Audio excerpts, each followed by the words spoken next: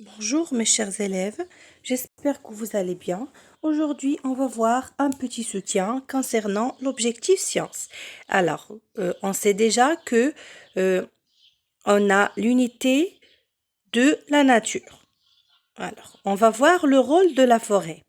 La forêt améliore la qualité de l'air et de l'eau. Ça veut dire la forêt joue le rôle du filtre. Il fait la filtration pour l'air et l'eau.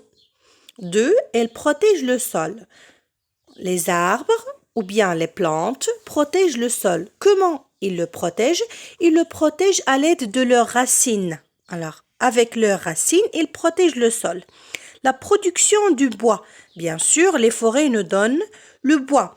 La chasse. Alors, plein de gens pratiquent la chasse dans la forêt. L'apiculture, ça veut dire l'élevage des abeilles.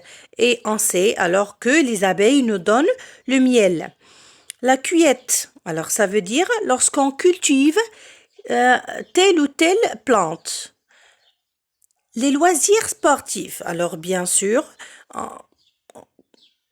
toujours on va à la forêt pour faire des pique-niques, pour faire du sport et d'autres activités. Le recyclage de la matière. Alors bien sûr, on a déjà parlé du recyclage de la matière.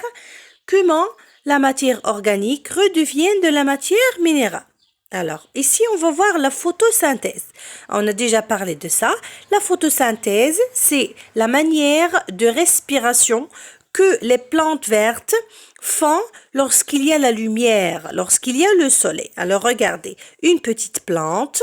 Alors, il y a le soleil, ça veut dire il y a la lumière. Regardez comment elle respire. Elle rejette de l'oxygène et il prend le dioxyde de carbone. Ça veut dire elle respire, il ne respire pas de la même façon que nous. Elle fait le contraire. Elle rejette l'oxygène et elle prend le dioxyde de carbone. Alors, le recyclage de la matière. Alors, on a déjà parlé du recyclage de la matière.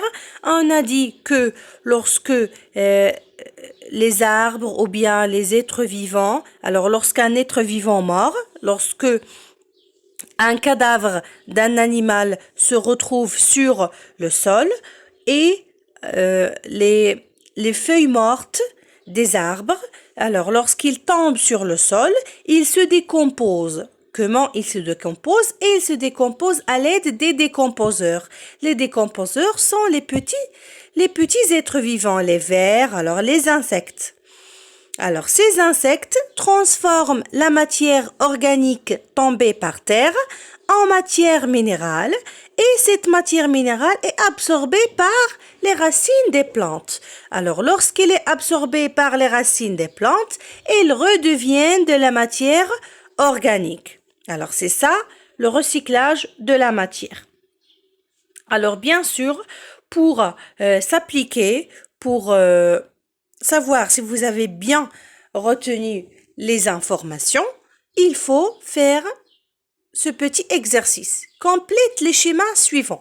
Alors, le premier schéma, vous savez déjà que c'est le schéma du recyclage de la matière. Il faut remplir les points.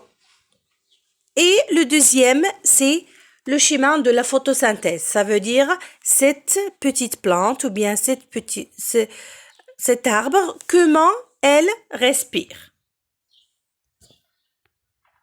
Elle prend quoi? Elle rejette quoi?